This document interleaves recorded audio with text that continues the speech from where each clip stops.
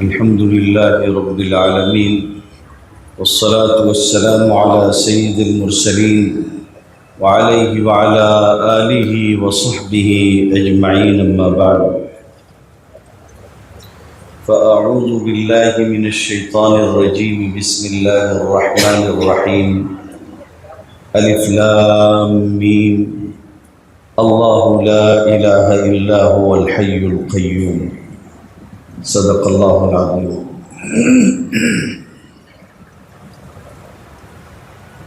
یہ اللہ تعالیٰ کا بہت بڑا کرم اور اس کا احسان ہے کہ آپ کے ہاں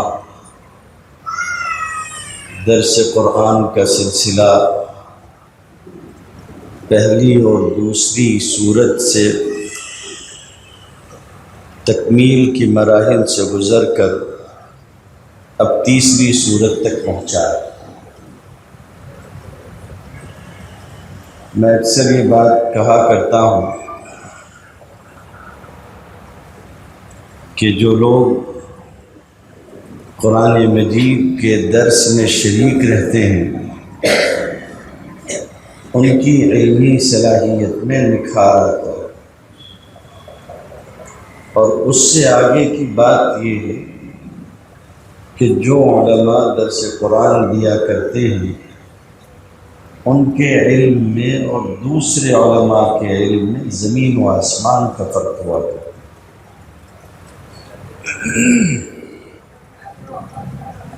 ایک ہے قرآن مجید کو پڑھ لینا، ایک ہے قرآن مجید کو انفرادی طور پر سمجھ لینا، اور ایک ہے قرآن مجید کو اجتماعی طور پر سمجھانے کی کوشش کرنا. یہ سارے درجات اور مراتب ایک طرح کے نہیں ہیں.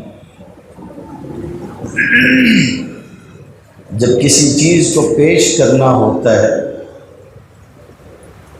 تو اس میں بہت سارے پہلوؤں کو سامنے رکھنا ہوتا ہے. جتنی مرادیں ہوتی ہیں ان سب کو بیان بھی کرنا ہوتا ہے، اور ان سب کا تذکرہ کر کے علماء اور مفسرین نے کس کو ترجیح دی ہے اس کو بھی واضح کرنا ہوتا ہے.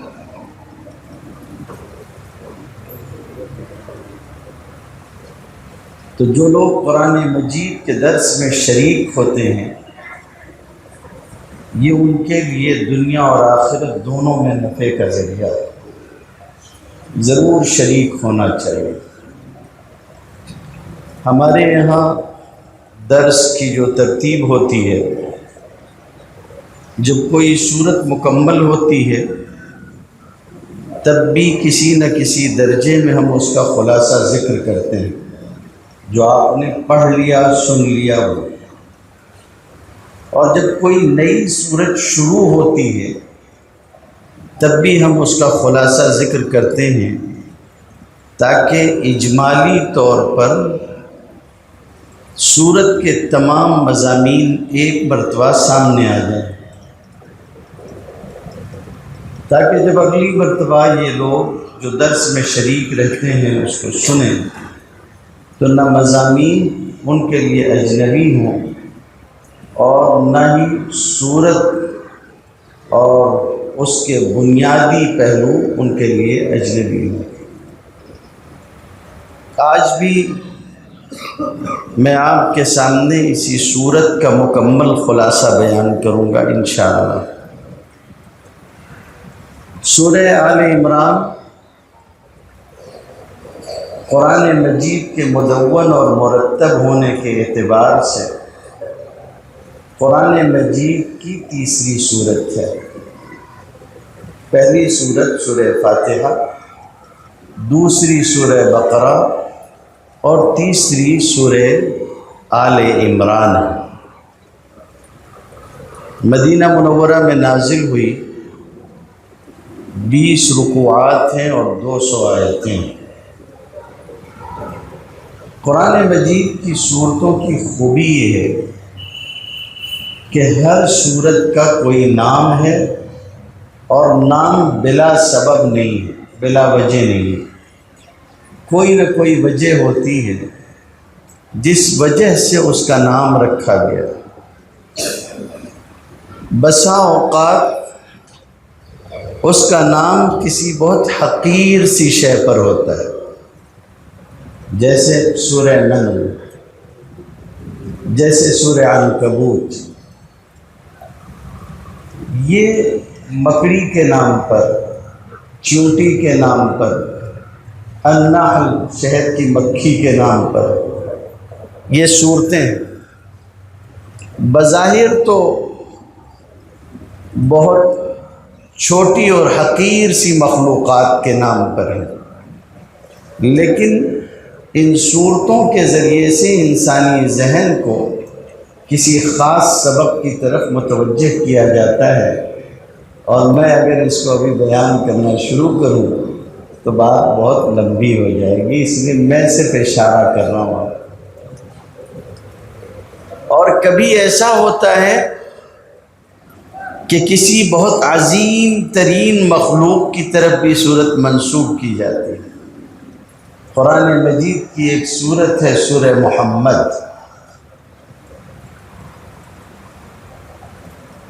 حضور صلی اللہ علیہ وسلم کے نامی اسم گرامی سے منسوب۔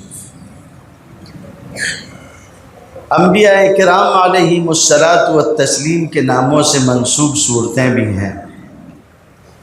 سورہ آل عمران آیت نمبر 33 سے لے کر 37 تک اسی صورت میں عمران کا تذکرہ ہوا ہے۔ عمران کا تذکرہ خود ان کی ذات کو بنیاد بنا کر اس صورت میں ہوا، ورنہ ضمن میں ذیل میں ان کا تذکرہ اور جگہ بھی آیا ہے۔ وَمَرْيَمَ ابْنَتَ عِمْرَانَ الَّتِي أَحْصَنَتْ فَرْجَهَا فَنَفَخْنَا فِيهِ مِنْ رُوحِنَا وَصَدَّقَتْ بِكَلِمَاتِ رَبِّهَا وَكُتُبِهِ وَكَانَتْ مِنَ الْقَانِتِينَ۔ سورہ تحریم میں عمران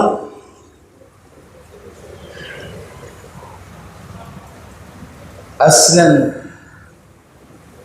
حضرت مریم کے والد کا نام، حضرت عیسیٰ علیہ السلام کے نانا کا، اور ان کا جو خانوادہ ہے، چونکہ ان کا اور ان کے خانوادے کا تذکرہ اس صورت میں ہے، اور آل کہتے ہیں خاندان، اس لیے آل عمران کا خاندان۔ اذ قالت امرأة عمران رب انی نذرت لك ما في بطنی محررا فتقبل منی انك انت السمیع العلیم۔ حضرت عمران کی بیوی نے ایک نذر مانی تھی کہ اللہ جو اولاد آپ دینے والے ہیں، یہ اولاد آپ کے لیے وقف، یعنی آپ کے گھر کے لیے میں وقف کر دوں گی۔ اور اسی حمل سے جس کی نذر مانی گئی تھی حضرت مریم پیدا ہوئی، اور آگے چل کے یہ پورا خانوادہ انتہائی بزرگ ہوا۔ قرآن مجید نے ان کا تذکرہ کیا، اور خود حضرت عمران بھی بہت اونچے مقام کے آدمی تھے، اگرچہ کہ نبی نہیں تھے۔ ان کا تذکرہ قرآن مجید میں، یہ صورت ان کے نام پر ہے۔ اصل میں مسئلہ یہ ہے کہ سورہ بقرہ جو ہے اس میں یہود کا تذکرہ تفصیل سے، بنو اسرائیل کا وہ حصہ جو یہودیوں پر مشتمل ہے، اور ان کا تذکرہ کیا گیا، ان کے جرائم کو بیان کیا گیا، ان کے اوپر جو فرد جرم تھی وہ عائد کی گئی، اور ان کے لیے جو سزائیں اللہ کے یہاں ہیں وہ سب ذکر کر دی گئی۔ یہ سورہ بقرہ کا بنیادی مضمون ہے، اور یہی مضمون سورہ آل عمران کا ہے کہ یہاں نصارہ پہ فرد جرم عیسائیوں پہ عائد کی گئی، ان کی غلطیوں کو بیان کیا، اور ان کو جو سزا ملے گی وہ بیان کی۔ چونکہ نصارہ کا جو معاملہ تھا وہ حضرت عیسیٰ علیہ السلام سے متعلق تھا، عیسائیوں کا، اور ان کے عقائد کی خرابیاں بھی عیسیٰ علیہ السلام کی خاص ذات سے متعلق تھیں، اس لیے اس خاندان کو اور عیسیٰ علیہ السلام کو بیان کیا اور اس سورت کا نام سورہ آل عمران رکھا۔ سورہ آل عمران، اس میں اور سورہ بقرہ میں بہت مشابہت ہے، اور دونوں شروع بھی ایک ہی طرح سے ہوتی ہیں، اور دونوں کا طرز بھی ایک ہی طرح کا ہے، اور احکامات بھی اگر دیکھے جائیں تو احکامات بھی تقریباً ملتے جلتے ہیں، جو احکامات بیان کیے گئے ہیں وہ بھی تقریباً ملتے جلتے ہیں۔ اور یہ بھی کہ مسلم شریف کی ایک حدیث سے معلوم ہوتا ہے، نبی کریم صلی اللہ علیہ وسلم نے ارشاد فرمایا کہ سورہ بقرہ اور سورہ آل عمران کے پڑھنے والوں کے لیے کل قیامت کے دن دو بادلوں کی طرح، دو سایوں اور دو روشنیوں کی طرح یہ دونوں صورتیں ظاہر ہوں گی، اور اپنے پڑھنے والوں کے حق میں سفارش کے طور پر جھگڑیں گی کہ ان کی بخشش کی جائے۔ تو مضمون میں بھی، تمام چیزوں میں بھی، سفارش میں بھی ان دونوں صورتوں کو نبی کریم صلی اللہ علیہ وسلم نے ساتھ میں ذکر فرمایا ہے۔ اس صورت کے اکثر مضامین جو ہیں وہ اس دور میں نازل ہوئے جب نبی کریم صلی اللہ علیہ وسلم ہجرت کر کے مدینہ طیبہ آئے اور غزوہ بدر وغیرہ کا معاملہ پیش آیا۔ کفار کے ہاتھوں مکہ مکرمہ میں بھی حالات تھے ہی، مشکلات درپیش تھیں، اور جب یہاں پہنچے تو یہاں بھی مسائل موجود ہی تھے۔ یہاں بھی انہوں نے جنگ نبی کریم صلی اللہ علیہ وسلم پر مسلط کی، لیکن مدینہ طیبہ میں یہ ہوا کہ غزوہ بدر ہوا، اور کفار اور مشرکین کی جو صف اول تھی، سرداران قریش تھے، 70 کے 70 مارے گئے، ان کی صف اول کے اکثر لوگ ختم ہو گئے، اور اس کا نتیجہ یہ ہوا کہ اسی شکست کا بدلہ لینے کے لیے وہ لوگ اگلے سال پھر آئے، اور احد کی جنگ ہوئی اور غزوہ احد پیش آیا، اور اس میں مسلمانوں کو عارضی پسپائی ہوئی، اور وہ آپ جانتے ہیں کہ نبی کریم صلی اللہ علیہ وسلم نے جو حکم دیا تھا کہ ٹیلے پہ آپ برقرار رہیں گے، 50 تیر اندازوں کو روکا تھا، وہ حضرات سمجھے کہ جنگ ختم ہو گئی، حکم بھی ختم ہوا، اور ان کی غلطی کی وجہ سے عارضی پسپائی ہوئی۔ ان سارے معاملات کو اس صورت میں ذکر کر کے اس کے جو اسباق ہیں وہ بھی اسی صورت میں اللہ رب العزت نے بیان فرمائے۔ اور یہ بھی یاد رکھنا چاہیے کہ صحابہ کرام رضوان اللہ تعالیٰ علیہ مجمعین سے وہ جو بتقاضائے بشریت کچھ خطا ہوئی تھی، اس خطا کو اسی صورت میں بیان کر کے دو مرتبہ اللہ رب العزت نے فرمایا کہ اللہ نے اس واقعے سے درگزر کیا، تمہارے ساتھ درگزر کا معاملہ کیا۔ یعنی اب ان واقعات کو اگر آپ سنتے اور پڑھتے ہیں تو آپ کے دل میں صحابہ کرام رضوان اللہ تعالیٰ علیہ مجمعین کے لیے ادنا درجے کی کوئی برائی جی میں نہیں آنی چاہیے، دل میں نہیں آنی چاہیے۔ یہاں میں رک کے یہ بات عرض کر دوں، ہمیشہ ایک بات ذہن میں رکھیے گا کہ اہل سنت والجماعت کو اللہ رب العزت نے، اہل سنت والجماعت بولنا بھی آج کل تھوڑا سا مسئلہ ہے، لوگ اس سے، اہل سنت والجماعت کا مطلب ہوتا ہے اہل تشیع رافضیوں کے مقابلے میں جو سنی ہیں وہ۔ بعض لوگوں نے چیزوں کو چرانا شروع کر دیا ہے، ان کے پاس تھا نہیں تو انہوں نے چوری کر کر کے لے لیا ہے، جیسے بہشتی زیور تو سنی بہشتی زیور، جیسے فضائل اعمال تو سنی فضائل اعمال، اور ایسے ہی ان کے پاس اپنا کوئی نام نہیں تھا تو انہوں نے اہل سنت رکھ لیا۔ مجھے تو خطرہ تھا کہ کہیں وہ یہ نہ کہیں سنی اہل سنت والجماعت، لیکن خیر انہوں نے جو بھی رکھا، مجھے اس سے کوئی بحث نہیں ہے۔ بات کہنے کی ہے کہ اہل سنت جب کہا جائے تو اہل سنت کا مطلب ہوتا ہے اہل تشیع کے مقابلے میں اہل تسنن، یعنی وہ جماعت جو صحابہ کرام رضوان اللہ تعالیٰ علیہ مجمعین کے طریقے پر ہے۔ کیونکہ نبی کریم صلی اللہ علیہ وسلم نے جس جماعت کے برحق ہونے اور جس جماعت کے جنت میں جانے کی بات ارشاد فرمائی طائفہ منصورہ جو ہے وہ ہے ما انا علیہ اصحابی، جس پر میں ہوں اور میرے صحابہ۔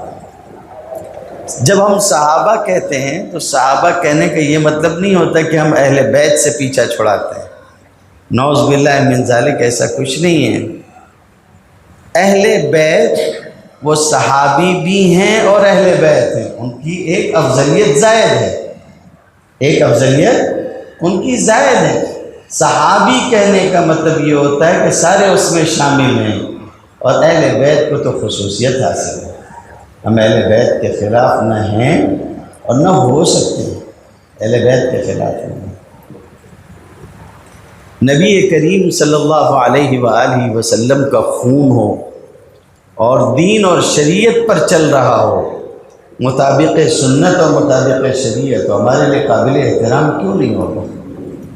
اس لیے اب کہہ یہ رہا تھا کہ یہ بات یاد رکھیے گا کہ ہم نے جس کو صحابی کہا، صحابی مانا، ہم شیعوں کی یا روافض کی طرح اس کو معصوم نہیں مانتے۔ قرآن کا مطالعہ کرتے ہوئے یہ بات ہمیشہ ذہن میں رہنی چاہیے۔ شیعہ کہتے ہیں کہ ان کا امام معصوم ہوتا ہے۔ معصوم کا مطلب سمجھتے ہیں نہیں سمجھتے ہیں؟ جس سے کوئی غلطی نہیں ہوگی، جس سے کوئی غلطی نہیں ہوگی، ایسا کوئی نہیں ہوتا۔ اگر مجھ کو اجازت دو تو میں یہ باریک بات آپ کو عرض کروں کہ ہمارے عقیدے کا یہ حصہ ہے کہ نبی کو بھی معصوم رکھا جاتا ہے۔ باعتبار بشر وہ بشر ہے، اس کے ساتھ سارے تقاضے لگے رہیں گے، سب رہے گا، لیکن نبی سے کوئی بھول چوک، کوئی غلطی نہیں ہوگی، ایسی غلطی جس کی وجہ سے شریعت درہم برہم ہو جائے، نہیں، ایسا نہیں ہوگا، گناہ نہیں ہوگا، اس سے ارتکاب معاصی اور جرائم نہیں ہوں گے۔ باقی رہے صحابہ، عام انسان ہیں، عام انسان ہیں، البتہ ان کے پاس شرف صحابیت، شرف صحابیت، اس کا مقابلہ کوئی نہیں کر سکتا۔ دیکھو، دو چیز خود سے لے نہیں سکتے ہو، باقی چیزیں خود سے لے سکتے ہو۔ ولی بن سکتے ہو کہ نہیں بن سکتے؟ محنت کرو، تہجد پڑھو، حلال حرام کی تمیز رکھو، عبادتیں کرو، ولی ہو جاؤ گے۔ ولی ہونا کیسے ہوا؟ محنت سے ہوا، جد و جہد سے ہوا، اپنے اختیار سے ہوا۔ بات سمجھ میں آئی نہیں ہے؟ اچھا، کوشش کر کے محنت کر کے صحابی ہو جاؤ گے؟ صحابی ہو سکتے ہو؟ نہیں ہو سکتے ہو۔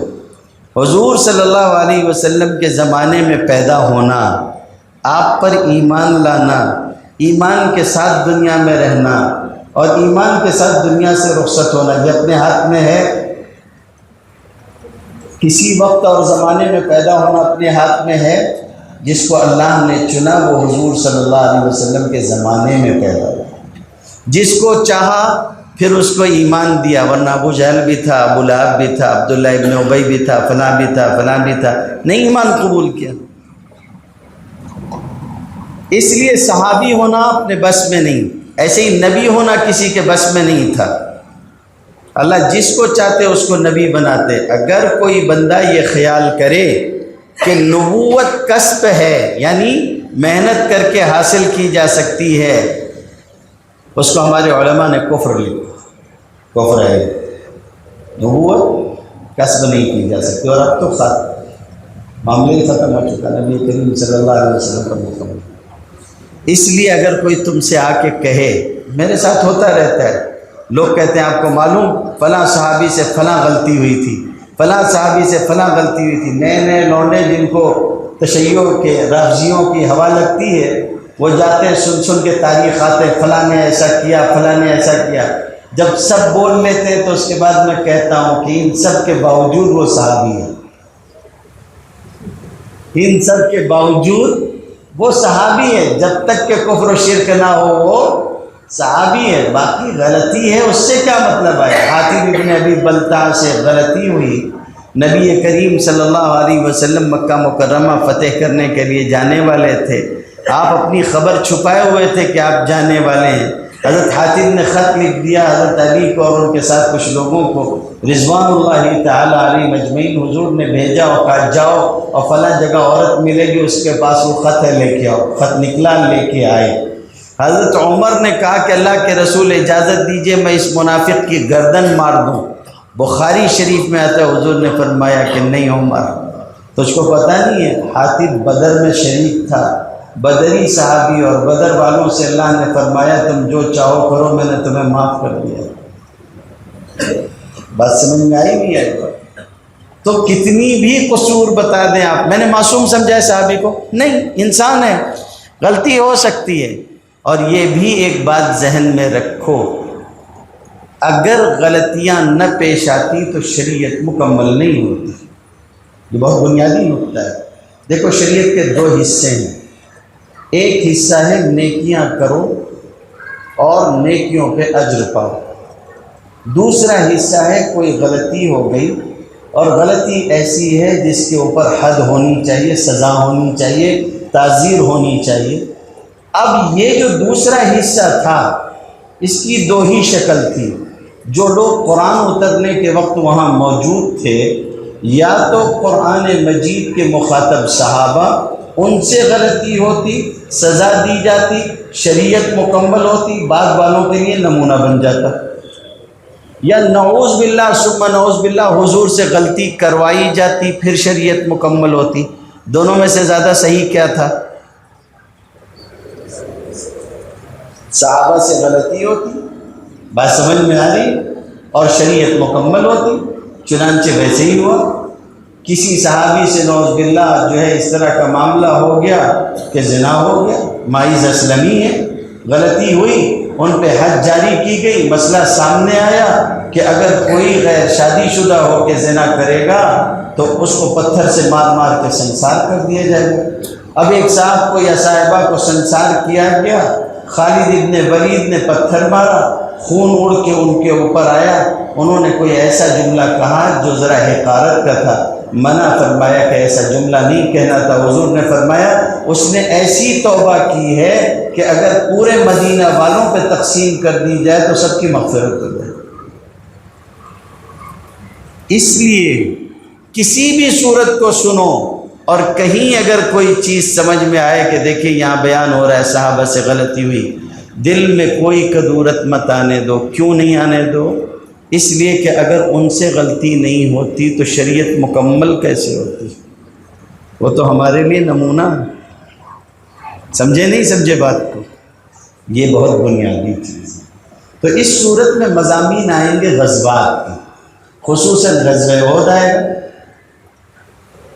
ہمارے یہاں کے ایک صاحب ہیں، احمق آدمی، میں نام نہیں لیتا بیچارے کا، وہ کہنے لگا کہ فلاں فلاں لوگ غزوے میں نہیں گئے تھے، تبوک میں ان کی پکڑ ہو گئی، اور رہتی دنیا تک کے لیے یہی نمونہ ہے۔ نمونہ تو رہتی دنیا تک کیا ہے کیا نہیں ہے وہ بعد میں ہے، کسی صحابی کا حقارت سے تذکرہ کرنے پر بھی ایمان جانے کا خدشہ ہے۔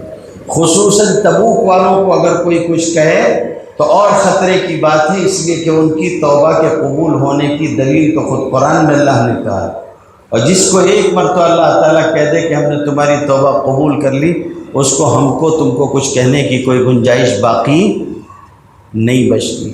بات سمجھ میں آ گئی؟ یہ بات میں نے اس لیے کہی ہے کہ بعض نئے ذہن جو ہوتے ہیں وہ ذرا پریشان ہونے لگتے ہیں۔ اس صورت میں اللہ رب العزت نے دو باتیں بیان کی۔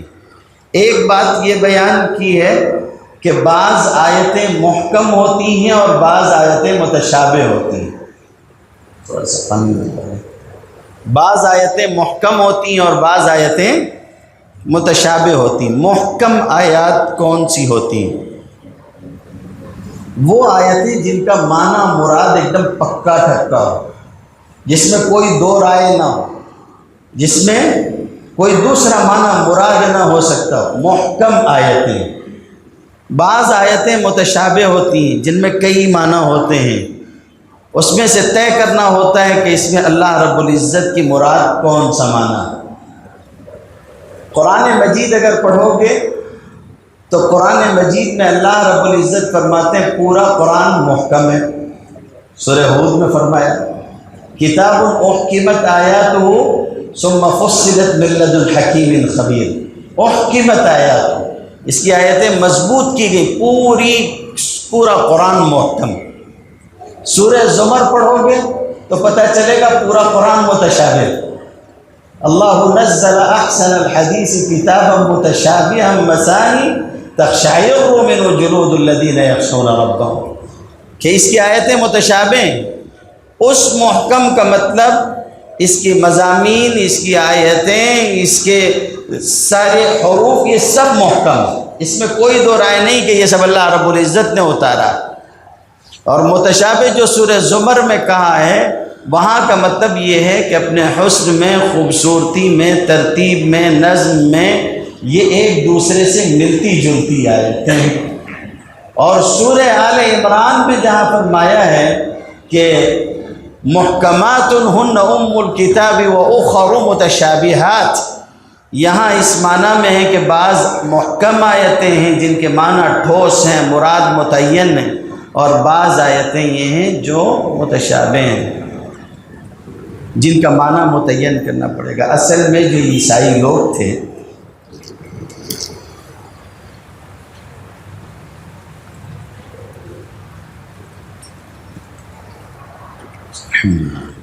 وہ حضرت عیسیٰ علیہ السلام کے بارے میں ایسی ہی باتیں لے کے جن کے معنی کچھ الگ بھی ہو سکتے تھے ان کو لے کر لوگوں کو دھوکہ دیتے تھے۔ اس لیے سورج شروع کی بتا دیا کہ عمران کے خاندان والوں پہ بات کروں گا۔ سورج سورہ آل عمران ہے، اور پھر شروعات میں کہہ دیا کہ ہماری بعض باتیں محکم ہیں اور بعض باتیں متشابہ ہیں۔ محکمات تو سمجھ میں آ جائیں گی، متشابہات بغیر علماء کے سمجھ میں نہیں آئیں گی۔ اسی لیے یہ جو بعض لوگ دو الگ الگ رائے لے کے بیٹھ جاتے ہیں، کچھ لوگ کہتے ہیں کہ قرآن سمجھ میں آ ہی نہیں سکتا، وہ بھی غلط ہے۔ عوام قرآن سمجھ ہی نہیں سکتی، غلط ہے۔ اور کچھ لوگ یہ کہتے ہیں کہ بھائی اپنا قرآن لے لو، گھر میں رکھو، خود پڑھو، تم خود سب سمجھ سکتے ہو، یہ بھی غلط ہے۔ کیوں غلط ہے بھائی دونوں باتیں؟ ایک بات تو یہ ہے کہ قرآن سے نصیحت ہر کوئی لے سکتا ہے۔ جو نصیحت کے واقعات ہیں، انبیاء کرام علیہ السلام کے قصے ہیں، یوسف علیہ السلام کے بارے میں، موسیٰ علیہ السلام کے بارے میں، فلاں کے بارے میں، ان کو سب سمجھ سکتے ہیں، کوئی دو رائے نہیں ہے۔ وہ ان واقعات کو سمجھ کے کچھ نہ کچھ سبق زندگی میں خود لے سکتے ہیں۔ یہی معنی ہے وَلَقَدْ يَسَّرْنَا الْقُرْآنَ لِلذِّكْرِ کا، نصیحت کے لیے آسان کیا۔ اور رہی بات یہ کہ سب قرآن نہیں سمجھ سکتے، کوئی سمجھانے والا لگے گا، یہ سورہ آل عمران بیان کرتی ہے۔ وَالرَّاسِخُونَ فِي الْعِلْمِ، جو راسخین فی العلم ہیں وہی آیات متشابہات کو سمجھ سکتے ہیں، سب نہیں سمجھ سکتے۔ آج تک راسخین فی العلم میں قروء کا مسئلہ مختلف فی ہے۔ آدھے کہتے ہیں کہ اس کا مطلب پاکی ہے، اور آدھے کہتے ہیں کہ اس کا مطلب شرعی عذر ہے۔ قروء والمطلقات یتربصن بانفسہن ثلاثۃ قروء، امام شافعی کہتے ہیں اس سے پاکی مراد ہے، امام ابو حنیفہ رحمۃ اللہ علیہ کہتے ہیں کہ اس سے شرعی عذر حیض مراد ہے۔ یہ آیت دونوں معنی رکھتی ہے، عربی زبان دونوں کا ساتھ دیتی ہے، تو اس میں راسخین فی العلم کی ضرورت پڑتی ہے۔ عیسیٰ علیہ السلام کے بارے میں چونکہ ایسی باتیں تھیں جن کے اندر راسخین فی العلم کا اگر دخل نہ ہوتا تو اللہ کی مراد کو سمجھنا عام لوگوں کے لیے آسان نہیں، اس لیے اس کو بیان کرنا ہے۔ اسی صورت کے اندر آپ دیکھیں گے کہ نبی کریم صلی اللہ علیہ وسلم آپ سے نجران کے عیسائیوں نے مباہلہ کیا۔ نجران کے، آپ لوگ تھک تو نہیں گئے، ابھی لمبا ہے یہ سورت، تیسرے پارے میں بھی ہے اور چوتھے پارے میں بھی ہے۔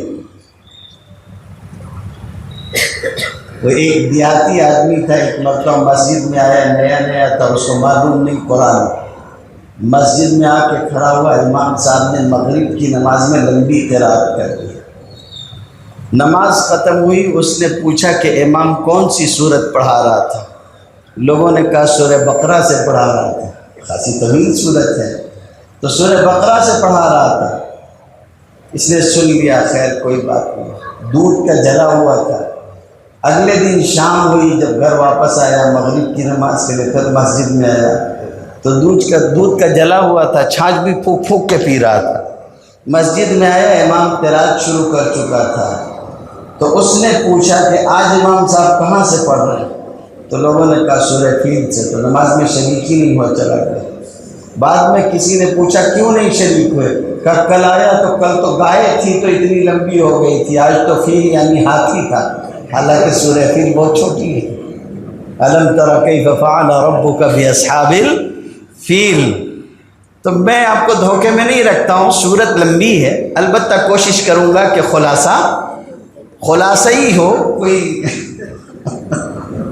طویل بات نہ ہو۔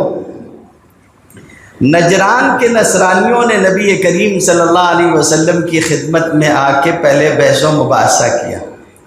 اصل میں ان لوگوں نے جو نجران کے عیسائی تھے، اپنے 60 آدمی چن کے نبی کریم صلی اللہ علیہ وسلم کے پاس بھیجے۔ ان 60 لوگوں میں سے 12 سردار تھے، عاقب ہے جس کا ایک نام عبد المسیح بھی ہے، سعید ہے جس کا نام ایہم تھا، ابو حارثہ ابن علقمہ تھا جو بکر ابن وائل کا آدمی تھا، یعنی قبیلے کا، اور اس بنو وائل کا جو ہے، اور بکر ابن وائل جو تھا خود اس کا بھائی تھا ابو حارثہ، اور اوس ابن حارث تھا، زید تھا، قیس تھا، یزید تھا، اور یزید کے دونوں لڑکے بھی تھے، ایک کا نام جو ہے وہ خویلد تھا، اور اسی طریقے سے ایک عمرو تھا، ایک خالد تھا، کئی لوگ ہو گئے، عبداللہ اور محسن، کل 14 سردار تھے۔ ان میں سے 3 ان کے متکلم تھے، وہی سید جو ان کا پادری بھی تھا اور بڑا ان کا جو ہے راہب تھا، اور اسی طریقے سے عاقب تھا، اور ایک اور صاحب ابو حارثہ غالباً، یہ لوگ متکلم بھی تھے، نبی کریم صلی اللہ علیہ وسلم کے پاس آئے۔ اور جیسا کہ عیسائیوں کا مزاج آج بھی ہے، بہت زرق برق جو ہے وہ ریشمی لباس پہننا اور چادریں اور اوپر سے تاج لگانا، جیسا کہ عیسائی راہب پہنتے ہیں، اور اس طرح سے وہ لوگ آئے۔ لوگ کہتے ہیں، صحابہ کہتے ہیں کہ کوئی وفد نبی کریم صلی اللہ علیہ وسلم کی خدمت میں ایسی شان و شوکت سے نہیں آیا جیسی شان و شوکت سے بنو نجران کا وفد آیا تھا، نجران کے نصرانیوں کا۔ آج کل تو حال یہ ہے کہ ہم لوگ اگر کسی نکاح میں کسی مسجد میں چلے جائیں تو ہمارے آنے کے بعد مسجد بھی دھوئی جاتی ہے۔ نبی کریم صلی اللہ علیہ وسلم نے اپنی مسجد میں نجران کے عیسائیوں کو ٹھہرایا، مسلمان نہیں تھے، نجران کے عیسائیوں کو حضور صلی اللہ علیہ وسلم نے اپنی مسجد میں ٹھہرایا، اور صرف ٹھہرایا ہی نہیں، نماز کا وقت ہوا، ان لوگوں نے کہا ہم کو ہماری عبادت کرنی ہے، آپ نے مسجد کے صحن میں کہا تم اپنی عبادت کر لو۔ ان لوگوں نے اپنی نماز پڑھ لی جو عیسائیوں کے طریقے کی نماز تھی۔ یہاں تو مشکل یہ ہے کہ ہم جا کے وہاں اللہ ہی والی نماز پڑھ لیں جو مسلمانوں کی، تو مسئلہ ہو جاتا ہے۔ آ رہا ہے نہیں آ رہا ہے سمجھ؟ پتہ نہیں کون سا اسلام پیش کرتے ہیں، اللہ رحم کرے، عقل دے، سلامتی فکر ہو۔ ان کے بہت بڑے عالم ہیں مولانا عبید اللہ اعظمی صاحب، وہ جو فرمایا کرتے تھے کہ میں کان میں نہیں میدان میں بولتا ہوں۔ مولانا عبید اللہ صاحب کا مسلک ان لوگوں کی طرح کٹر نہیں ہے، وہ یہ کہتے ہیں کہ سب ساتھ میں رہو، امت کا فائدہ کرو، اپنا مسلک اپنی جگہ، اپنے اپنے مسلک پہ رہو، تو لوگ ان کو کہتے ہیں کہ یہ صلح کلی، یہ صلح کلی، ان کے یہاں یہ گالی سمجھا جاتا ہے۔ صلح کلی جس آدمی کو بول دیں بہت بری گالی ہوتی ہے، یعنی ماں بہن کی گالی سے بڑی گالی ہے صلح کلی ہونا۔ کسی نے انٹرویو لیا مولانا عبید اللہ اعظمی کا اور کہا کہ یہ صلح کلی کہا جاتا ہے آپ کو، اس کے بارے میں آپ کیا کہیں گے؟ تو بہت ایک دم سنجیدگی سے انہوں نے کہا کہ سب سے بڑا صلح کلی آلو ہے، سب سے بڑا صلح کلی آلو ہے۔ اس کو سبزی کے ساتھ ڈال دیجئے، دال کے ساتھ ڈال دیجئے، قیمے کے ساتھ ڈال دیجئے، کسی کے ساتھ ڈال دیجئے، سب سے صلح کر لیتا۔ اور آلو سے بڑا صلح کلی وہ ہے جو آلو کھاتا ہے۔ تو جو لوگ جتنے یہ لوگوں میں سے جو مجھ کو صلح کلی بولتے ہیں اور آلو کھاتے ہیں، یہ سب صلح کلی ہیں، پہلے آلو کھانے سے توبہ کرو۔ ان کو اپنی زبان میں جواب دیا، جیسے ان کے یہاں دلائل چلتے ہیں زمین آسمان کا کوئی پتہ نہیں ہوتا ہے، دعویٰ کیا جاتا ہے کہ زمین گول ہے، بولے اس کی دلیل کیا؟ بولے چاول سفید ہے۔ کون سی دلیل ہوئی بھائی؟ کہاں کی اینٹ کہاں کا روڑا، بانمتی نے کنبا جوڑا والا معاملہ ہے، سمجھ میں آ رہا ہے؟ اس کے بعد فرمانے لگے کہ جو لوگ اس طرح کی باتیں کرتے ہیں وہ خود بہت بڑے صلح کلی ہوتے ہیں۔ اپنا مسئلہ پھنس جائے تو کافروں کے پاس بھی جا کے جھک جائیں گے اور مسلمانوں کے ساتھ ملنے کے لیے تیار نہیں ہے۔ صحیح بات۔ انہوں نے نماز بھی پڑھ لی، پھر نبی کریم صلی اللہ علیہ وسلم سے گفتگو شروع ہوئی۔ حارث ابن علقمہ اس نے گفتگو کی تھی، عاقب یعنی عبد المسیح نے گفتگو کی تھی، اور سید یعنی اہم نے نبی کریم صلی اللہ علیہ وسلم سے گفتگو کی۔ یہ لوگ اپنے مذہب پر تھے، عیسائی مذہب تھا ان کا، لیکن ان کے یہاں بھی کچھ اختلافات تھے، اور خود عیسیٰ علیہ السلام کے بارے میں ان کے بڑے اختلافات تھے۔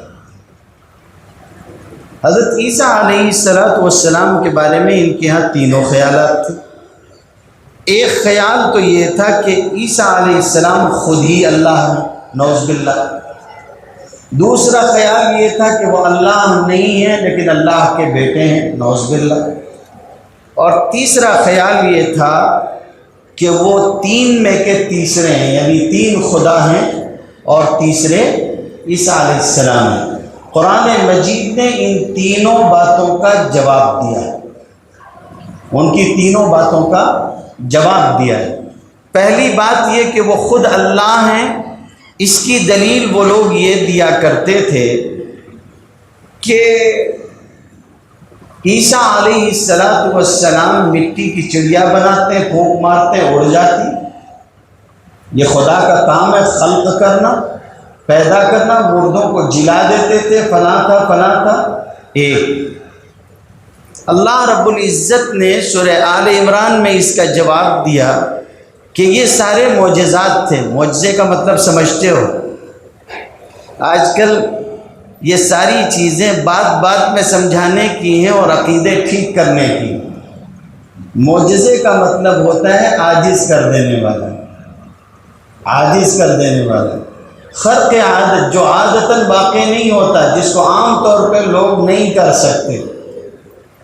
یہ فعل ہوتا ہے اللہ کا، حکم ہوتا ہے اللہ کا، ظاہر ہوتا ہے نبی کے ہاتھ پہ، نبی کے بس میں نہیں ہوتا ہے، نبی کے بس میں نہیں ہوتا ہے۔ اللہ رب العزت نے نبی کریم صلی اللہ علیہ وسلم کو سورہ انعام میں فرمایا، آپ کا بس چلے ان تبتغی نفقا فی الارض او سلما فی السماء فتأتیہم بآیہ، اگر آپ کا بس چلے زمین میں سرنگ کھود لو، آسمان میں سیڑھی لگا لو، پھر معجزہ لے کے آ جاؤ۔ معجزہ لانا آپ کے بس کی چیز ہے؟ معجزہ آپ کے بس کی چیز ہے؟ معجزہ اللہ کے ہاتھ میں، معجزہ اللہ کے ہاتھ میں۔ اس لیے یہ یاد رکھو کہ معجزہ نبی کی چیز نہیں ہوتی، ظاہر نبی کے ہاتھ پہ ہوتا ہے۔ کتنی مرتبہ انبیاء سے معجزہ مانگا گیا، وہ نہیں پیش کر سکے، صرف اس لیے کہ اللہ کی مرضی نہیں تھی۔ جب اللہ کی مرضی ہوئی تو معجزہ ہوا، نہیں تو نہیں ہوا۔ تو یہ عیسیٰ علیہ السلام کے معجزات تھے، اور جو بھی وہ کرتے اس میں کہتے بِإِذْنِ اللہ، اللہ کے حکم سے۔ اس لیے ایک بات کا جواب ہو گیا، تم کہتے ہو کہ اس وجہ سے وہ خدا ہیں، تو وہ خدا نہیں۔ دوسری وجہ یہ بیان کی گئی کہ وہ اللہ کے بیٹے ہیں۔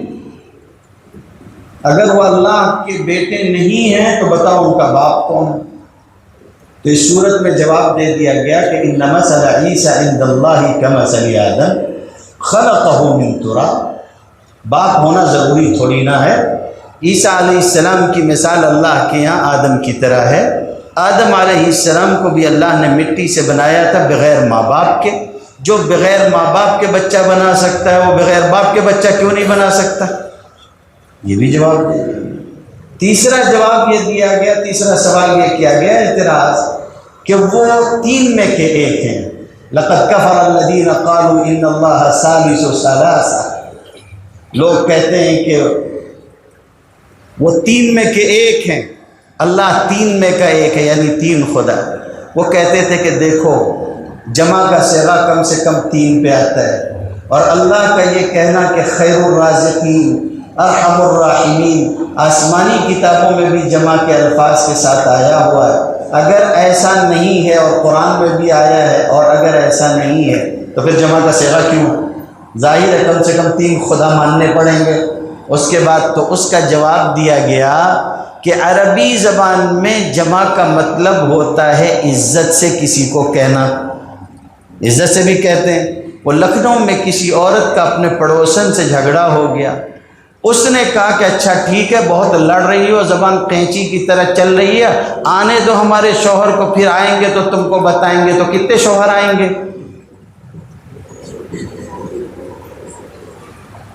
کتنے آئیں گے؟ شوہر کتنا ہوتا ہے؟ ایک ہی ہوتا ہے نا۔ تو یہ تو احتراماً کہا جاتا ہے، اس سے عقیدہ تھوڑی نہ نکلے گا۔ ان باتوں کا جواب دے دیا گیا۔ اب جب یہ باتیں ہو گئی، اس کے باوجود وہ تسلیم نہیں کر رہے تھے، تو پھر اس کے بعد اللہ کے نبی صلی اللہ علیہ وسلم پہ آیت مباہلہ ہوتی ہے۔ ایک ہوتا ہے، ابھی بتانے کا موقع نہیں ہے، میں صرف تذکرہ کر دوں، مجادلہ۔ ایک ہوتا ہے مناظرہ، ایک ہوتا ہے مباہلہ۔ اپنے عالم سے پوچھ لینا، انشاءاللہ وہ بتائیں گے۔ اور جو لوگ یہ سمجھتے ہیں کہ مجادلہ، مناظرہ، مباہلہ یہ ساری چیزیں جھگڑے کا ذریعہ، یہ سب نہیں ہونا چاہیے، ان کو کان کھول کے سن لینا چاہیے کہ یہ سب اللہ نے قرآن میں بیان کیا۔ یہ سب احقاق حق کے ذریعے ہیں۔ وَجَادِلْهُمْ بِالَّتِي هِيَ أَحْسَنُ۔ مجادلہ کرنے کے لیے کہا گیا۔ مناظر ابراہیم علیہ السلام کے نقل کیے قرآن مجید میں اللہ رب العزت نے، اور مباہلہ خود نبی کریم صلی اللہ علیہ وسلم نے فرمایا، اس کا حکم آیت مباہلہ میں حضور کو دیا گیا۔ اور یہ انبیاء کی سنت ہے، مباہلہ انبیاء کی سنت ہے۔ چنانچہ تم دیکھو گے کہ نجران کے وفد سے جب حضور نے کہا کہ چلو مباہلہ کر لو، مباہلہ کیسے ہوتا ہے؟ آخری درجے میں جب سب دلیل ختم ہو جاتی ہے تو پھر آدمی نکلتا ہے کھلے میدان میں، جیسے استسقاء پڑھنے جاتے ہو، کھلے میدان میں نکلتا ہے، سامنے والا بھی نکلے گا، اور دونوں دعا کریں گے کہ جو برحق ہو وہ باقی رہے، جو باطل ہو اللہ اس کو فنا کرے، اس کے اوپر اللہ کا عذاب اترے۔ بس پھر اس کے بعد اللہ کا فیصلہ خود ہی آ جاتا ہے۔ سمجھ میں آئی بات؟ تو نبی کریم صلی اللہ علیہ وسلم کو کہا گیا فَقُلْ تَعَالَوْا نَدْعُ أَبْنَاءَنَا وَأَبْنَاءَكُمْ وَنِسَاءَنَا وَنِسَاءَكُمْ وَأَنفُسَنَا وَأَنفُسَكُمْ ثُمَّ نَبْتَهِلْ فَنَجْعَلْ لَعْنَةَ اللَّهِ عَلَى الْكَاذِبِينَ۔ تم بھی اپنی عورتوں کو لے آؤ، ہم بھی اپنی عورتوں کو لے آئیں، تم بھی اپنے بیٹوں کو لے آؤ، ہم بھی اپنے بیٹوں کو لے آئیں، ہم بھی آئیں تم بھی آؤ، اس طرح سے۔ اور پھر دعا کریں جو جھوٹا ہو اس پہ اللہ کی لعنت ہو۔ اب جب یہ بات آپ نے کہی ان لوگوں سے، تو ان لوگوں نے کہا کہ یار اس کے مقابلے پہ اگر ہم لوگ نکلیں گے، ان کا جو سردار تھا، سید ایہم جو تھا، جو ان کا بڑا راہب تھا، اس نے کہا جس نے بھی نبی برحق سے مناظرہ کیا، مباہلہ کیا، مباہلے کے بعد قوم باقی نہیں بچتی، اور میں یہ جانتا ہوں کہ یہ برحق پیغمبر ہے۔ اصل میں اس کو جو وجاہت ملی ہوئی تھی، جو بڑے بڑے گرجا و مال و اسباب اس کو ملے ہوئے تھے، اس کو خطرہ تھا کہ میں اگر حق کا اعلان کروں گا تو یہ سب چھن جائے گا، اس لیے وہ نہیں بولتا تھا، کتابوں میں لکھا ہوا ہے۔ تو یہ سب نکل کے چلے گئے۔ نبی کریم صلی اللہ علیہ وسلم مباہلے میں کن لوگوں کو لے جانا چاہتے تھے یا لے کے نکل رہے تھے یا لے گئے تھے، علی اختلاف الاقوال، تو کہتے ہیں کہ اس میں 5 لوگوں کو لے گئے تھے، اور یہی حضور کے اہل بیت ہیں اور پنجتن پاک ہیں۔ بات سمجھ میں آ رہی ہے؟ خبر میں سب کی لیتا ہوں، خبر میں اللہ کے فضل سے سب کی لیتا ہوں۔ یہ کہتے ہیں کہ یہ پنجتن پاک تھے۔ آج کل ہمارا جو سنی نوجوان ہے، جس کا عقیدہ نہ شیعوں کا ہے نہ بریلویوں کا ہے، وہ بھی احمق سمجھ نہیں پاتا، وہ بھی پنجتن پاک کی بات کرتا ہے۔ دیکھو پنجتن پاک کی بات ہم نہیں کرتے تھے، حضرت حسن حسین کی بات ہم نہیں کرتے کہ ہمارے باپ نے نام ہی حسنین رکھا ہے۔ پیچھے شیعوں کو ایک صاحب کو ہم نے چھیڑ دیا ایک مسئلے میں، ان لوگوں نے بغیر میرا نام لیے میرا رد کیا یہاں کے امام باڑے میں۔ وہ جو میں نے نظم پہ کہا ہے نا والخط حسینی، تو اس پہ انہوں نے میرا نام لیے بغیر امام باڑے میں میرا رد کیا، مجلس میں اشرا پڑھتے ہوئے، ٹھیک ہے، انہوں نے میرا نام لیے بغیر کیا۔ کسی نے کہا مولانا وہ آپ کو برا بلا بول رہے ہیں، میں نے کہا میرا نام لیا؟ بولے نہیں۔ میں بولا وہ لے بھی نہیں سکتے، میرا نام لے کے برا بولیں گے کیسے؟ وہ عجیب مصیبت میں ہے، وہ میرا نام لے کے مجھ کو برا بھی نہیں بول سکتے۔ وہ بولتے ہیں نا دانت بھی اپنا ہے ہونٹ بھی اپنے، مصیبت ان کو وہی ہے۔ ہم کو اہل بیت سے کیوں محبت نہیں ہے؟ حضرت فاطمہ رضی اللہ تعالی عنہا وارضاہا، ان سے محبت کیوں نہیں ہوگی؟ حضرت علی کو ہم لوگ کرم اللہ وجہہ کہتے ہیں، صحابہ میں کسی کو کہتے ہیں کیا؟ کیوں نہیں محبت ہوگی؟ لیکن ایک بات صحیح بتاؤ، یہ پنجتن پاک تھے تو باقی کیا ناپاک تھے؟ سیدھا مسئلہ ہے۔ کہتے ہیں پنجتن پاک، اچھی بات ہے میرے بھائی، میں کہاں کہتا ہوں، وہ تو پاک تھے، میں ان کو ناپاک نہیں کہتا۔ ان کے علاوہ کو کیا کہتے ہو؟ سمجھو بات کو، ان کے علاوہ کو کیا کہتے ہو؟ مسئلہ یہ ہے کہ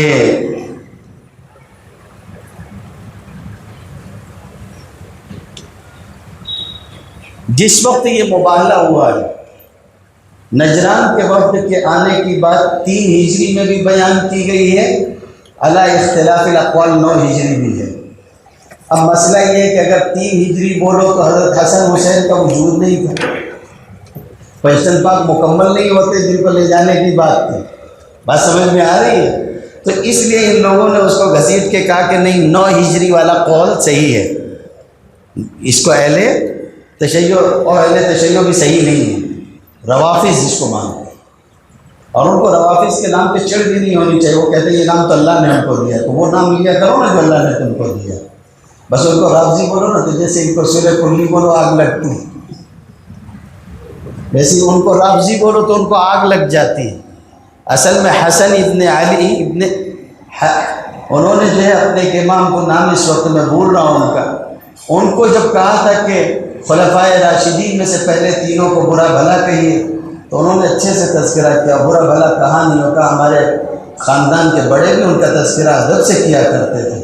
تو ان لوگوں نے کہا ہم آپ کی یہ بات نہیں مانتے، تو انہوں نے کہا رفضتمونی، تم نے میرا انکار کیا، مجھ کو چھوڑ دیا، یہاں سے رافضی ہوئے۔ ایک الگ بات ہے کہ وہ اپنے آپ کو رافضی دوسرے دلائل سے کہتے ہیں، لیکن صحیح یہ ہے جیسے معتزلہ کو حضرت حسن بصری نے کہا تھا اعتزل عنا، یہ لوگ ہم سے جدا ہوئے معتزلی ہو گئے، وہ لوگ ویسے ہی معتزلی کہلاتے ہیں، ویسے ہی رافضی کہلاتے ہیں۔ خیر وہ جس طریقے سے اپنا یہ نام مانے، مگر بولے نا کہ وہ رافضی ہیں، اور یہ نام شروع سے ان کا چلا آ رہا ہے۔ اسی وجہ سے تو حضرت امام شافعی نے کہا تھا ان کان حب آل محمد رزقا فلیشهد الثقلان انی رافضی، تو رافضی چلو، تو رافضیوں کا یہ مسئلہ ہے کہ وہ یہ کہنا چاہتے ہیں کہ پنجتن پاک کو لے گئے تھے۔ پنجتن پاک بھی معلوم ہے کہ کون نہیں کون، وہ پنجہ بناتے وہ بھی معلوم ہے، پنجے سے مراد 5 ہے، محمد صلی اللہ علیہ وسلم، حضرت علی، حضرت فاطمہ، حضرت حسن، حضرت حسین. ٹھیک ہے، بات سمجھ میں آ رہی ہے؟ ارے اس کو سمجھ لو، میرے بات کون سمجھائے نہ سمجھائے مجھے سے سمجھ لو. یہ فرض کفایہ میں ہی انجام دے دوں اپنی جماعت کی طرف سے. اب مسئلہ یہ ہے کہ قرآن کی آیت کیا کہہ رہی ہے؟ آؤ ندعو ابناءنا و ابناءکم، تم اپنے بیٹے لے آؤ، ہم اپنے بیٹے لے آئیں. یہ ایک الگ بات ہے کہ اس میں بھی بہت اقوال ہیں اور اس میں بھی بہت سارے اشکالات ہیں کہ نجران کا وفد آیا تھا، اس میں 60 لوگ تھے، اس میں تو عورتیں تھیں نہیں، ان کی بیویاں تو تھیں نہیں، ان کے بچے تو تھے نہیں. پھر قرآن نے یہ کیوں کہا ان سے کہ تم اپنے بچے لاؤ؟ اب ہم اپنے بچے لائیں، تم اپنے بیٹیاں لاؤ، اپنے بیویاں لاؤ، ہم اپنی بیویاں لائیں. کیوں نہیں لائے؟ اور نساء آنا کا ترجمہ یہ کہتے ہیں ہم اپنی عورتیں لے کے آئیں، تم اپنی. ان کے ساتھ تو عورتیں تھیں ہی نہیں نا. اس میں علماء نے بہت سارے قول کیے نا، اس بحث میں نہیں جاتا. میں مان لیتا ہوں کہ جو تم نے کہا وہ صحیح. تو تم اپنے بیٹے لاؤ. حضور کس کو لے گئے؟ حضرت حسن حسین کو. بیٹے ہیں نہیں، نواسے ہیں، بیٹے کی جگہ. ٹھیک ہے، تو بیٹے کا کیا قصور ہے؟ بیٹے کا کیا قصور ہے؟ 9 ہجری میں حضرت ابراہیم زندہ تھے، تو پنجتن پاک میں حضرت ابراہیم نہیں آتے حضور کے بیٹے؟ سمجھا نہیں سمجھا؟ ارے پنجتن پاک میں حضرت ابراہیم کو کیوں نہیں شامل کرتے؟ لے جانا چاہیے تھا اپنے بیٹوں کو، حضور کیوں نہیں لے گئے؟ بھائی اس وقت جو موجود تھا ان کو لے گئے، اس سے کوئی خاص بات ثابت نہیں ہوتی. سمجھ میں آئی بات؟ ورنہ خود سینے پہ ہاتھ رکھوا کے کسی رافضی سے پوچھ لو کہ حضرت حسین، حضرت حسن اور ابراہیم ان تینوں میں افضل کون ہے؟ ان تینوں میں افضل کون ہے؟ وہ سمجھ لو ابراہیم ابن محمد صلی اللہ علیہ وسلم ہیں، اور حسن ابن علی ہیں، حسین ابن علی ہیں، فاطمہ کے لخت جگر ہیں، حضور صلی اللہ علیہ وسلم کے نواسے ہیں. ایک طرف بیٹا ہے، ایک طرف نواسے ہیں. افضلیت کس کی ہے؟ توبہ. اچھا چلو، اگر یہی تھا، چلیے مان لیتے ہیں اگر یہی بات تھی، تو اہل بیت کا مقدمہ کہتے ہیں کہ شام کے دربار میں ایک لڑکی نے لڑا. لڑکی کون تھی؟ کہا کہ حیدر کرار کی بیٹی تھی. حیدر کرار کی کون سی بیٹی تھی؟ کہا کہ زینب کبریٰ تھی. زینب الکبریٰ یعنی بڑی والی زینب. انہی کا نام لے لے کے روتے ہیں، انہی کے نام کا جھنڈا ہوتا ہے. زینب نام کا جو جھنڈا ہوتا ہے وہ انہی کا جھنڈا ہے. ان کو الحورا بھی کہتے ہیں. اللہ ان سے راضی ہو، ان کے خاندان سے راضی ہو. ہم ان کے ساتھ ہیں. اگر ان کو ظلم کیا گیا ان پر، ہم ظالم کو درست نہیں مانتے، کسی صورت نہیں مانتے. ہم اس کے احترام کے قائل نہیں ہیں جس نے ظلم کیا. بات سمجھ میں آ رہی ہے؟ ظلم کرنے والا یزید ہو، ابن زیاد ہو، کوئی بھی ہو، ہم نہیں مانتے. آگے بڑھیں تو حضرت زینب بھی تو زندہ تھی. اگر حسن حسین کے اندر یہ فضیلت ہے کہ وہ حضرت علی کے بیٹے ہیں اور حضرت فاطمہ کے بیٹے ہیں، حضور صلی اللہ علیہ وسلم کے نواسے ہیں، تو حضرت زینب بھی تو حضرت علی کی بیٹی تھی، حضرت فاطمہ ہی کی بیٹی تھی، اور زندہ بھی تو تھی، اس وقت موجود بھی تھی. یہ 9 ہجری کی بات ہو رہی ہے، اور حضرت زینب جو ہیں وہ اس وقت موجود تھی. ان کی پیدائش 4 ہجری میں ہوئی ہے. ان کی پیدائش 4 ہجری میں ہوئی ہے. یہ صورتحال ہے. حضور ان کو بھی نہیں لے گئے. یہ لوگ کہتے ہیں کہ اہل بیت میں کون ہے؟ حضرت حسن ہے، حضرت حسین ہے، حضرت علی ہے، حضرت فاطمہ ہیں. یہ لوگ اہل بیت میں سے. زینب کیوں نہیں؟ زینب کیوں نہیں؟ حضرت ابراہیم کا تذکرہ کیوں نہیں ہوگا؟ اور وہ بھی تو ہم لوگ ماریہ قبطیہ کو حضور کی جو ہے باندھی مانتے ہیں، واپس تو بیوی مانتے ہیں. ابراہیم کی والدہ، حضرت ابراہیم کی والدہ. تو یہ صورتحال ہے میرے بھائیوں. اس طرح کی چیزیں جب سامنے آئیں تو یہ یاد رکھنا کہ اللہ تعالیٰ نے اہل سنت والجماعت کے پاس دلائل پہاڑ جیسے رکھے ہیں، جس کا جواب ان سے ممکن نہیں ہے۔ بات آ جا ہی گئی ہے تو ایک بات اور عرض کر دیتا ہوں، اہل بیت کی بات آئی نا، وہ کہتے ہیں کہ آیت ہے انما یرید اللہ لیذھب عنکم الرجس اہل البیت ویطہرکم تطہیرا، یہ سب پاک ہیں۔ آیت تطہیر اہل بیت کو پاک بتاتی ہے، یہ پوری آیت ہے؟ آدھی آیت ہے۔ انما یرید اللہ آدھی آیت ہے، پوری آیت نہیں ہے۔ اس سے پہلے کی آیت، اس کی آدھی آیت، اس کے بعد کی پوری آیت، یہ سب ازواج مطہرات پہ وقرن فی بیوتکن ولا تبرجن تبرج الجاہلیۃ الاولی ومن یقنط منکن للہ ورسولہ، یہ پورا تذکرہ عورتوں کا ہے حضور کی ازواج کا، جن کے بارے میں یہ آیت ہے، انہی کو نکال کے باہر کر دیتے۔ اہل بیت بولتے کس کو ہیں؟ ارے بابا اس میں بیوی نہیں ہوگی تو کیسے چلے گا؟ آپ لوگ بیوی کو کیا بولتے ہیں؟ اہلیہ بولتے ہیں کہ نہیں بولتے ہیں؟ اہلیہ ہوگی تو گھر میں اہل آئیں گے نا، اہلیہ غائب کر دو گے تو اہل بیت کہاں سے آئیں گے؟ اہلیہ کو نکال دو گے تو کہاں سے آئیں گے؟ دیکھو میں قرآن مجید سے ثابت کر دوں کہ بیوی اہل بیت میں سے ہوتی ہے، بیوی اہل بیت میں سے ہوتی ہے، اتنا بتا دوں بس، اس کے بعد تھوڑا سا ہے تو بتا کے ختم کریں گے۔ ابراہیم علیہ السلام تشریف فرما تھے، فرشتے آئے، انسانی شکل میں آئے۔ ابراہیم علیہ السلام بچڑا بھون کے لائے، مہمان آئے، وہ کھا نہیں رہے تھے۔ ابراہیم علیہ السلام گھبرا گئے، اس طرح سے مہمان نوازی کسی کی کی جائے وہ قبول نہ کرے تو دشمن ہونے کی علامت ہوتی ہے۔ ان لوگوں نے کہا کہ نہیں، ہم لوگ فرشتے ہیں، آپ پریشان نہ ہوں۔ ٹھیک ہے بھائی، وہ بات ختم ہو گئی۔ ابراہیم علیہ السلام کو ان لوگوں نے بشارت دی کہ اللہ آپ کو اولاد دے گا۔ دو ہی لوگ تھے انسانوں میں سے وہاں پہ، ابراہیم علیہ السلام اور ابراہیم علیہ السلام کی بیوی، دو ہی لوگ تھے وہاں پہ، اور فرشتے تھے۔ ان کی بیوی جو ہے وہ ایک دم سے تعجب میں آ گئی اور کہنے لگی یا ویلتا اَأَلِدُ وَأَنَا عَجُوزٌ وَهَذَا بَعْلِي شَيْخًا، میرے یہاں بچہ ہوگا، میں بوڑھی ہو چکی ہوں، میرا شوہر بوڑھا ہو چکا ہے، اب ہمارے یہاں سے بچہ کیسے ہوگا؟ تو فرشتوں نے کہا اتعجبین من امر اللہ، محترمہ آپ اللہ کے معاملے میں تعجب کرتی ہیں۔ خطاب کس سے ہوا؟ عورت سے ہو رہا۔ وہاں لوگ کتنے ہیں؟ دو ہی ہیں، میاں بیوی موجود ہیں۔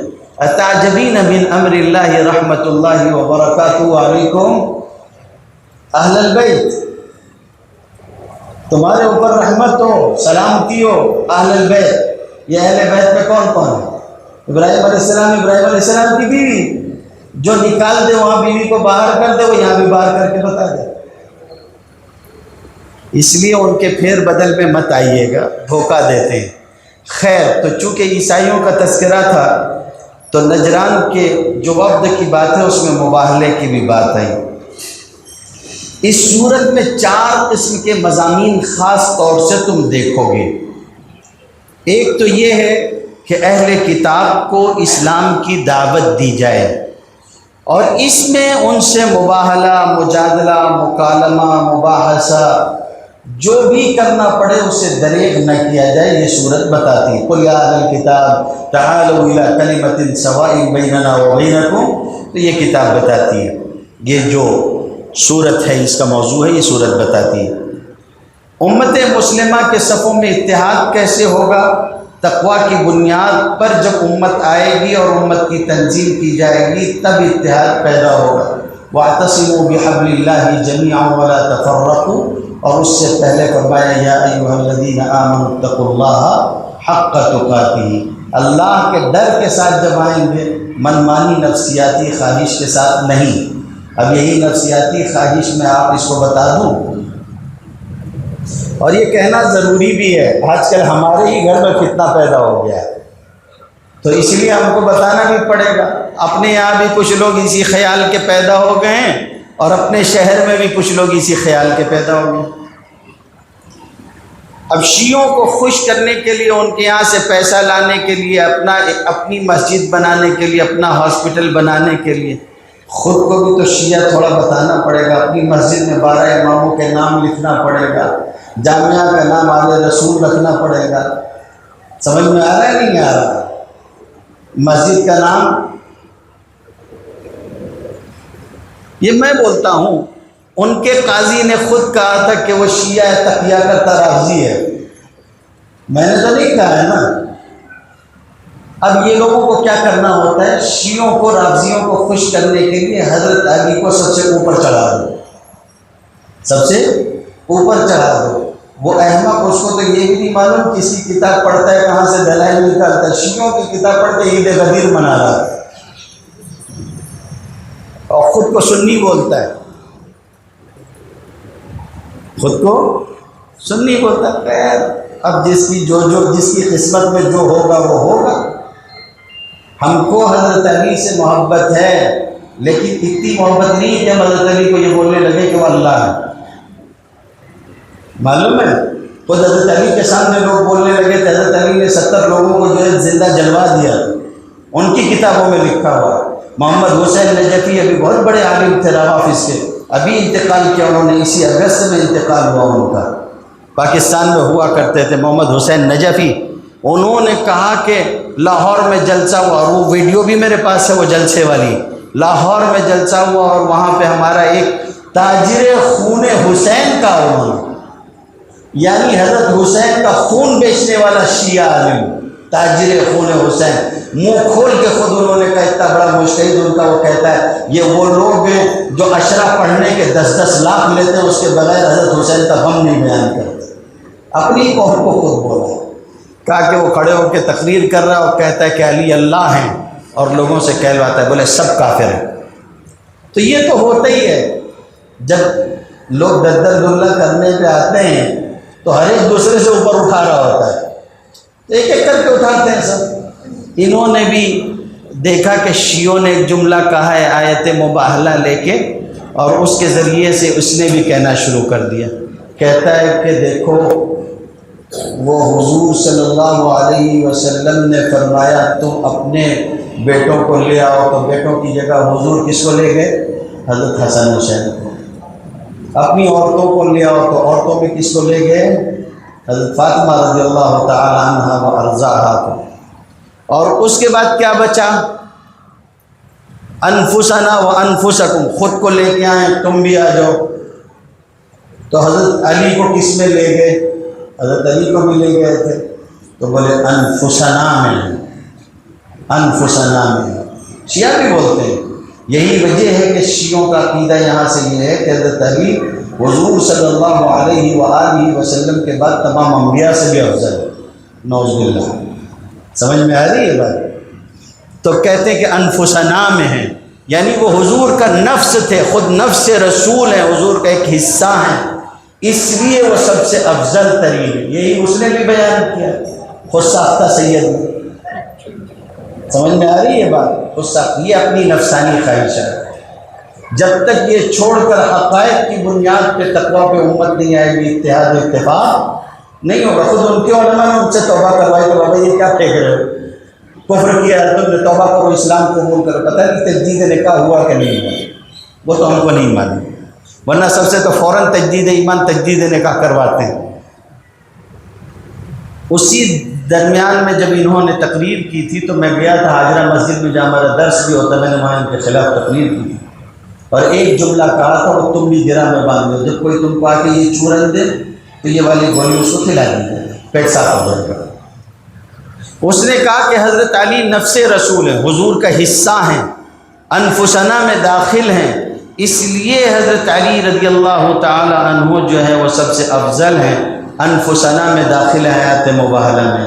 ایک دم سادہ سا سوال ہے، جب حضرت علی حضور کا حصہ ہوئے، حضور کا ایک جز ہوئے، حضور کا نفس اور علی کا نفس ایک ہو گیا، تو باپ کا نکاح بیٹی سے صحیح ہے؟ حضرت فاطمہ کا نکاح حضرت علی سے کیسے ہوا؟ جی مانگیے گا، جواب مانگیے. میں اسی لیے کہتا ہوں کہ اہل سنت والجماعت کے پاس دلائل اللہ کے فضل سے مضبوط، اور خالی یہ ایک دلیل نہیں ہے. بات ہوگی تو بہت دور تک جائے گی۔ نفس رسول اگر کوئی قرار پا سکتا ہوتا اس زمانے میں، حضرت ابراہیم تھے جو موجود تھے، وفات نہیں ہوئی تھی، 10 ہجری میں ان کی وفات ہوئی ہے، 10 ہجری میں ان کی وفات ہوئی۔ اگر کسی کو کہا جاتا کہ یہ حضور کا جز ہیں، ٹکڑا ہیں، تو حضرت فاطمہ کو کہہ سکتے تھے، جن کو حضور نے فرمایا بضعۃ منی، فاطمہ میرا ٹکڑا ہے۔ اور کیوں نہیں ہے؟ اولاد باپ کا حصہ ہوتی ہے، اسی لیے اولاد سے رشتہ نہیں ہو سکتا نکاح، باپ کا حصہ ہوتی ہے۔ خیر، تو امت اس وقت تک متحد نہیں ہو سکتی جب تک تقوی پہ نہ آ جائے، اللہ کا ڈر اور خوف اس کے بغیر تنظیم نہیں۔ یا ایھا الذین آمنوا اتقوا اللہ حق تقاتہ۔ اسی طریقے سے یہ ہے کہ اہل کتاب کے اندر جو خیر ہے اس کو دریافت کیا جائے اور اہل اسلام کے حق میں اس کو استعمال کریں۔ اہل کتاب کے اندر جو شر ہے اس کو بھی دریافت کیا جائے اور اس سے آگاہی حاصل کر کے اس سے بچا جائے، یہ صورت یہ بتاتی ہے۔ اسی طریقے سے اس صورت کے اندر کعبے کی فضیلت کو بیان کیا ہے، حج کی فرضیت کو بیان کیا ہے، امر بالمعروف اور نہی عن المنکر کو بیان کیا ہے۔ یہ بھی یاد رکھو کہ تنہا امر بالمعروف کوئی فائدہ نہیں دیتا، تو نہی عن المنکر کوئی فائدہ نہیں دیتی، اسی لیے اللہ تعالیٰ نے دونوں کو ساتھ میں بیان کیا۔ جو آدمی صرف امر بالمعروف کرتا رہے اور نہی عن المنکر نہ کرے، اس کی مثال حضرت مولانا شاہ برار الحق صاحب اس طرح سے بیان فرمایا کرتے تھے، جیسے کوئی آدمی ہو اور بادام حلوہ سب کھا رہا ہو اور ساتھ ساتھ میں ایک قطرہ زہر بھی پیتا جاتا ہو، صحت بنے گی؟ کوئی شکل نہیں ہے صحت بننے کی۔ صحت اس وقت بنے گی جب زہر چھوڑے گا اور مقویات کا استعمال کرے گا۔ تو جو چیزیں ہلاکت میں ڈالنے والی ان کو چھوڑنا بھی ہوگا۔ آگے فرمایا کہ سود جو ہے، سود کی ممانعت بھی اسی صورت میں آئی ہے۔ میرے بھائیو یہ بات ذہن میں رکھو، جب قرآن مجید میں شریک ہونے لگو گے نا تو اس کا یہ فائدہ ہوگا کہ بہت ساری چیزیں جو ہم اپنی نفسانیت کی وجہ سے لے کے چل رہے ہوتے ہیں ان سے بھی پیچھے چھوڑ جائے گا۔ لوگ کیا کرتے ہیں، اپنی من مرضی سے نا کچھ چیزیں بنا لیتے ہیں، خود سے بنا لیتے ہیں اور بیلنس کرنے کی کوشش کر رہے ہوتے ہیں۔ شاید اس سے پہلے یہاں بیان کیا ہو، جیسے عورتوں کی عدت میں بیان کرتے ہیں، قرآن نے بیان کیا ہے کہ جس عورت کا شوہر مر جائے وہ 4 مہینہ 10 دن عدت گزارے گی۔ تو ہمارے یار لوگوں نے پنچوں میں جو ذرا زیادہ نہیں جانتے تھے، انہوں نے کہا جو عورت مطلقہ ہوگی وہ کتنا گزارے گی؟ 3 مہینہ 13 دن۔ یہ نہیں ملتا ہے، وہ 4 مہینہ 10 دن دیکھ کے 3 مہینہ 13 دن بنایا ہے۔ 3 مہینہ 13 دن نہیں ہے، 3 شرعی عذر گزر جائیں بس۔ تو ایسی کچھ چیزیں بنا لیتے ہیں اور سمجھتے ہیں یہ شریعت ہے۔ گروہ پہ گھر لینا دینا شروع کر دیا، اس کے لیے ایک جملہ بنا لیا، سمجھتے شریعت ہے۔ کہتے ہیں کہ گھر کو کرایہ نہیں، پیسے کو سود نہیں، حلال ہو گیا؟ ارے یہ تو تم نے اپنے دل سے بنایا ہے، وہ پکا حرام کاری ہے بھائی، بلکہ حرام کاری کا حرام خوری ہے، پکی حرام خوری ہے۔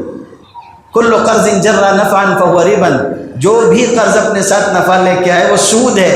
اس صورت میں بتایا گیا کہ اگر سود لینا دینا نہیں چھوڑو گے تو تمہارا اللہ سے اعلان جنگ، لڑو اللہ سے۔ لڑ سکتا ہے کوئی؟ اللہ کا اس سے اعلان جنگ ہے۔ سود کی بات بھی اسی میں بیان کی۔ اچھے کاموں میں خرچ کرنے کی فضائل اس صورت میں بہت تفصیل سے آئے ہیں۔ کافروں سے مرعوب نہیں ہونا، جہاد میں ثابت قدم رہنا اس صورت میں بیان کیا ہے۔ جنگ احد میں جو ہے وہ شہید ہونے والے مسلمانوں کے عزیز و اقارب کو تسلی بھی دی گئی ہے۔ زکوٰۃ کے مسائل بھی اسی صورت میں بیان ہیں۔ آخری بات، اس صورت کی 2 آیتیں ایک خاص پس منظر اور ایک خاص حکم رکھتی ہیں، آیت نمبر 31 اور 32، جو یہ بتاتی ہیں کہ اطاعت اور فرما برداری کا بنیادی تعلق محبت کا ہے۔ جب تک کہ محبت کے تعلق کے ساتھ انسان آگے نہیں بڑھے گا، اطاعت و فرما برداری کا باب مکمل نہیں ہوگا، اور اطاعت و فرما برداری کا باب جب ادھورا رہ جائے گا تو نجات ممکن نہیں ہے۔ قُلْ إِن كُنتُمْ تُحِبُّونَ اللَّهَ فَاتَّبِعُونِي يُحْبِبْكُمُ اللَّهُ وَيَغْفِرْ لَكُمْ ذُنُوبَكُمْ۔ تو یہی 2 آیتیں، ایک یہ اور اس کے بعد والی جو آیت ہے، یہ دونوں اس فلسفے کو بیان کرتی ہیں۔ اللہ تعالیٰ نے اعمال کرنے کی توفیق عطا فرمائے۔ یہ کسی قدر جو ہے سورہ آل عمران کا جو خلاصہ ہو سکتا تھا وہ ہم نے آپ کے سامنے رکھا ہے۔ آپ حضرات سے سب سے درخواست کروں گا کہ آج تو آپ اس خیال میں آ گئے کہ کوئی پروگرام ہے، یقین مانیے اگر کوئی جلسہ ہوتا اور جس میں صرف کچھ اصلاحی باتیں کہی گئی ہوتی تو میں کہتا کہ اس جلسے سے کہیں عظمت کی چیز قرآن مجید کی درس کی محفل ہے، لیکن چونکہ یہ خود اسی درس کے خلاصے کی بات ہے تو اس لیے یہ نہیں کہتا کہ یہ اس سے کمتر ہے، بلکہ یہ تو خود درس قرآن کی مجلس ہے۔ جس طرح ابھی آپ آئے ہیں آگے بھی آئیے اور شریک ہوئیے۔ دیکھیے تھوڑا سا وقفہ نکالیے، قرآن مجید ایسی چیز ہے کہ ایک مرتبہ آپ سننا شروع کریں گے تو دل لگ جائے گا، آپ پھر اس کے بعد لمبی لمبی مدت بھی بیٹھے رہیں گے تو آپ کو اکتاہٹ نہیں ہوگی اور آپ قرآن مجید کا ترجمہ اور اس مفہوم کو سیکھیں گے، سمجھیں گے۔ میں یہ بات بطور فخر و مباحات کے نہیں عرض کرتا، آپ کا حوصلہ بڑھانے کے لیے عرض کرتا ہوں۔ ہمارے یہاں 19واں پارہ بھی فی الحال درس کا چل رہا ہے، سورۃ النمل چل رہی ہے، ہفتے میں 2 دن درس دیتے ہیں، اور عام مزاج یہ ہے کہ کوئی درس عموماً گھنٹے بھر سے کم کا نہیں ہوتا ہے، بس اوقات 2.25 گھنٹے 2.5 گھنٹے کا درس بھی وہاں ہوتا ہے، رات میں 11 سوا 11 بجے بھی درس ختم ہوتا ہے اور نکل کے جاتے ہیں گھروں کو۔ ہفتے میں 2 دن بیٹھتی ہیں اور پورا مجمع جو ہے اتنی اہتمام سے بیٹھتا ہے اور سنتا ہے۔ قرآن مجید ہے میرے بھائی، آپ کو اتنا کچھ دے گا، اتنا کچھ دے گا کہ آپ کے دامن میں آپ کو رکھنے کی جگہ نہیں ہوگی۔ غنی کی کتاب ہے، خود بہت غنی ہے، بہت مالدار کتاب ہے، اس لیے تھوڑا سا وقفہ دو، شریک ہو، قرآن مجید سننے کے لیے آئیں، حاصل کریں، اور میرے خیال میں مسحورات کا بھی انتظام ہوتا ہوگا، درس میں ہوتا ہے نہیں ہوتا ہے، مسحورات کا بھی انتظام ہوتا ہے، عورتوں کو ضرور شریک کرو۔ دیکھو یہ قرآن سکھاتا ہے کہ ایمان کیا ہے، یہ قرآن بتائے گا، یہ ارتداد سے روکنے والی کتاب قرآن مجید ہے، اس سے زیادہ بہتر ارتداد سے کوئی نہیں روک سکتا۔ قرآن مجید جو لوگ پڑھتے ہیں شرک و کفر کی برائیاں سن سن کے، ایمان کے فضائل اعتماد کی باتیں سن سن کے ان کا حال یہ ہو جاتا ہے کہ اللہ پہ بھروسہ کامل ہونے لگتا ہے۔ نتیجہ یہ ہے کہ ایسے لوگوں کو دھوکہ دینا آسان نہیں ہوتا۔ اگر چاہتے ہو کہ آگے اپنی نسلیں جو ہیں وہ محفوظ رہیں تو اپنے بچوں کو بھی، بچیوں کو بھی، عورتوں کو بھی شریک کرو۔ اللہ نیک اعمال کرنے کی توفیق عطا فرمائے۔ وآخر دعوانا الحمد للہ رب العالمین۔